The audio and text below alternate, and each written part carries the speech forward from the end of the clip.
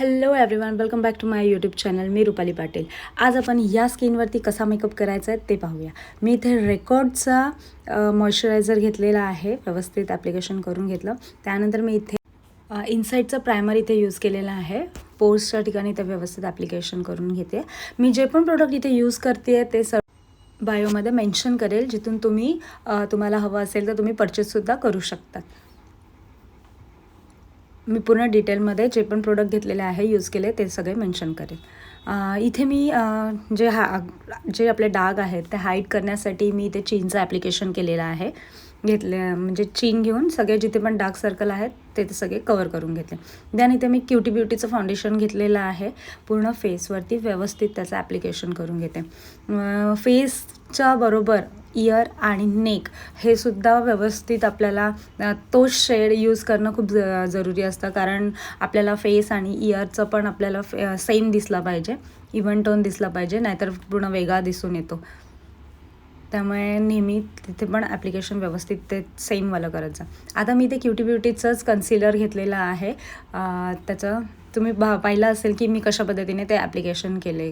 कन्सिलरचं highlighter पोर्शनला व्यवस्थित blend करून घेतलं, सर्व अंडर आयसच्या खाली वगैरे व्यवस्थित ब्लेंड करून घेतलं. त्यानंतर मी इथे नेक्स्ट आता कॉन्टोर करते आहे. कॉन्टोर करण्यासाठी मी इथे लिक्विड कॉन्टोरचा यूज करते आहे. त्यासाठी मी इथे FSचा पॅलेट यूज केलेला आहे. ब्रशच्या साहाय्याने मी नोज, फोरहेडला आणि चीकला वगैरे कशा पद्धतीने लावते तुम्ही पाहू शकता. ब्रशच्या साहाय्याने लावून घेतलं आणि देन आता व्यवस्थित ब्लेंड करून घेते. कॉन्टोरसाठी जेव्हा तुम्ही क्रीम प्रोडक्ट यूज करता तेव्हा त्याचं ब्लेंडिंग करणं हे खूप मस्ट आहे. व्यवस्थित ब्लेंडिंग झालंच पाहिजे, तेव्हा ते व्यवस्थित म्हणजे दिसतं. कारण जर त्याचा पॅच एखाद्या ठिकाणी राहिला तर तो एकदा जर आपण कॉम्पॅक्ट पावडर लावली तर ते जाणं तसंच्या तसं ॲज इट इज राहतं. त्यामुळे व्यवस्थित ब्लेंड करत जा. आता मी इथे लूज पावडर घेतलेली आहे. शील्सची लूज पावडर मी इथे यूज केलेली आहे.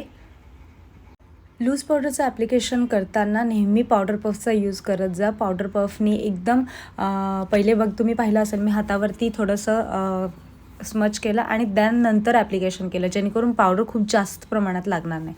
आणि ते ब्लेंड करण्यासाठी मग ब्रशचा इथे यूज केलेला आहे. इथे मी आय मॅजिकचा पॅलेट घेतलेला आहे.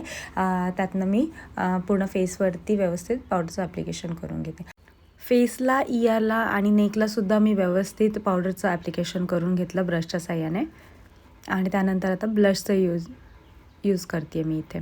ब्लशसाठी मी इथे टच पॅलेटचा यूज केलेला आहे. टच पॅलेटमधून मी इथे 2 शेड मिक्स करून ब्लश लावून घेतला. आता हायलायटरचा यूज केलेला. हायलायटरसाठी मी इथे PSCचा हायलायटर यूज केलेला आहे. त्यानंतर मी इथे फेंटा ब्युटीचा हायलायटर घेतलेला आहे. याचं ॲप्लिकेशन मी फिंगरच्या साहाय्याने करते. फिंगरच्या साहाय्याने पण खूप छान लागतं, त्यामुळे मला मोस्ट ऑफ याला फिंगरच्या साहाय्याने लावायला आवडतं. आता रेकॉर्डचा फिक्सर इथे घेतलेला आहे. पूर्ण फेसवरती व्यवस्थित मेकअप फिक्स करण्यासाठी यूज केला. त्यानंतर कन्सिलर लावून घेतला आईजला आणि व्यवस्थित छोट्या ब्लेंडरने ब्लेंड करून आता आयब्रो फिल करून घेते. आयब्रो फिल करण्यासाठी मी इथे PSCचा आहे हा पॅलेट, त्यातनं यूज केलेला आहे. डार्क ब्राऊन शेड यूज केलेला आहे मी इथे. आणि आयब्रोच्या खाली मी PSCचा पॅलेट घेतलेला आहे, तो हायलाईट करण्यासाठी तिथे मी सिल्वर कलर यूज केलेला आहे.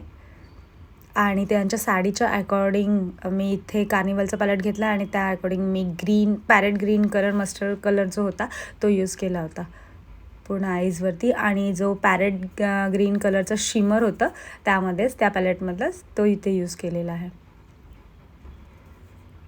आणि थोडासा डार्क शेड आउटर कॉर्नरला मी इथे यूज केला.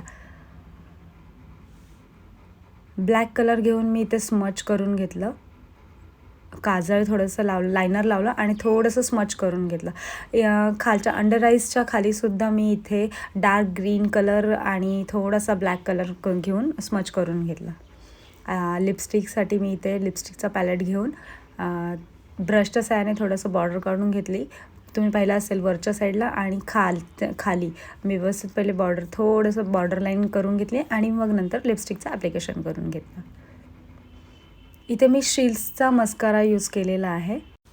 2 in 1 मस्कारा आहे. खूप छान आहे हा मस्कारा. लोअर लॅशेसला तुम्ही छोट्या ब्रशने यूज करू शकता आणि वरती मोठ्या ब्रशने. फायनल लुक तुम्ही पाहिला असेल कशा पद्धतीने झाला आहे तो.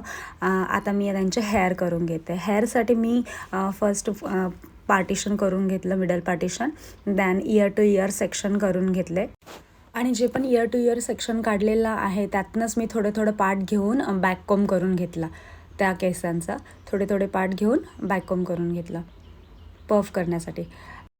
तुम्हाला जर माझ्याकडून काही शिकायला मिळत असेल आणि हा जर व्हिडिओ खरंच तुम्हाला हेल्पफुल वाटत असेल, मेकअपचे काही जे पण तुम्हाला प्रॉब्लेम्स आहेत, कोणते प्रोडक्ट्स पाहिजेत, हे सगळं जर तुम्हाला यातून खरंच काही नॉलेज मिळत असेल तर प्लीज चॅनलला लाईक करा. माझ्या चॅनलला नवीन असेल तर सबस्क्राईब करायला विसरू नका.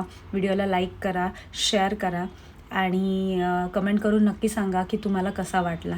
जर काही प्रॉब्लेम असेल तर तुम्ही विचारायचं असेल तर तुम्ही कमेंट करू शकतात मला की कसं काय आम्ही त्या रिलेटेड मी नक्कीच दुसरा व्हिडिओ बनवेल. मी इथे पफ करून घेतला व्यवस्थित आणि फ्रंटचे जे सेक्शन सोडले होते त्यांना मी मूज लावून घेतलं कारण मी कर्ल्स करणार आहे. कर्ल्ससाठी मूजचं ॲप्लिकेशन करत जा. खूप छान त्याचा रिझल्ट आहे. मूजमुळे आपले कर्ल्स हे लाँग लास्टिंग राहतात, त्यासाठी यूज करायचा असतो. आता मी ते छोटा टॉंगचा यूज केलेला आहे कर्ल्ससाठी आणि पूर्ण दोन्ही साईडला सेम व्यवस्थित असे सेम कर्ल्स करून घेतले. जर हा व्हिडिओ आवडला तर नक्की प्लीज लाईक करा कारण तुमच्या एक लाईकमुळे मला नेहमी प्रोत्साहन मिळत असते. मी तुम्हाला नेहमी सांगत असते. काही लोक लाईक करण्यासाठी पण खूप कंजूसीपणा करतात. प्लीज करत जा, फ्री आहे ते. Back to the point. मी सगळे जे केस कर्ल्स केलेले होते ते पूर्ण एकत्र करून घेतले आणि फक्त काही मागच्या साईडचे वगैरे जे कर्ल्स आहेत त्याला मी फिंगरच्या साह्याने थोडे वेगळे केले. प्रत्येक कर्ल्सला मी फिंगरच्या साह्याने 2 करून सेक्शन करून घेतले आणि एकत्र केले आणि जस्ट बॉबी पिनने टक करून घेतले. तुम्ही पाहिलं असेल कशा पद्धतीने दिसतं त्याचा लुक. आणि दॅन नेक्स्टचे मागच्या साईडला केस जे सोडले होते त्यांना मी दोन्ही साईडनी थोडे सेक्शन घेतले आणि इथे रबरच्या साह्याने बांधून घेतले व्यवस्थित. रबरच्या साह्याने बांधल्यानंतर आपल्याला काय करायचं आहे, थोडे फिंगरच्या साह्याने थोडे जे केस आहे टाईट बांधायचं आहे. इथे टाईट बांधलं तरच ते केस एकदम टाईट बसतात आणि फिंगरच्या साह्याने थोडे मी आता ट्विस्ट केलं त्याला आणि रबर थोडं टाईट करून घेतलं. आणि बघा तुम्ही पाहिलं असेल की मी कसे थोडे केस घेऊन वरती पुल करते आहे. असं आपल्याला पुन्हा सेम करायचं आहे. आपल्याला पुन्हा दोन्ही साईडचे केस घेतले, त्याला रबर लावून घेतलं आणि पुन्हा ट्विस्ट केलं आणि मग जे पण केस आहेत थोड्या फिंगरच्या साह्याने थोडे केस मी पुल करून घेतले. असं आपल्याला पूर्ण एंडपर्यंत केसांच्या पूर्ण शेपटीपर्यंत करून घेतलं मी व्यवस्थित आणि त्यामुळे किती छान ब्रेड तयार झाली आहे तुम्ही पाहू शकता. आणि यामध्ये मी काहीतरी म्हणजे हेअरला लावण्यासाठी मी इथे जिप्सीचा यूज केलेला आहे. मध्ये जिप्सी लावली आहे. यूपिननी त्याला बॉबी पिननी त्याला सगळीकडे जिप्सी लावून घेते मध्ये.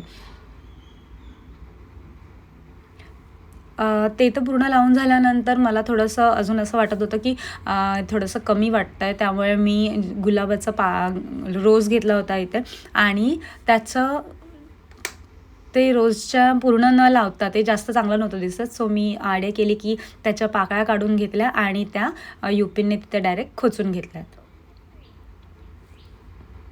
तुम्ही पाहिलं असेल म्हणजे मी तुम्हाला दाखवलं आहे. इथे यूपिन घेतलं आहे आणि मधल्या साईडला तसं ठेवून डायरेक्ट यूपिननी खोचलं आणि खाली जी शेपटी राहिली होती केसांची त्याला मी कर्ल्स करून घेतलं. त्या कर्ल्समुळे काय होतं, जो खालचा पार्ट आहे तो खूप छान दिसतो व्यवस्थित. ते कर्ल्स टर्न झालेले असतात केस, त्यामुळे ते छान दिसतात. तर हा माझा फायनल लुक आहे. आवडला तर नक्की लाईक करा, शेअर करा आणि माझ्या चॅनलवर नवीन असाल तर सबस्क्राईब करायला विसरू नका. चला तर मग फ्रेंड्स, भेटूया आपण नेक्स्ट व्हिडिओमध्ये असंच नवीन काहीतरी शिकण्यासाठी. तोपर्यंत bye, take care, see you.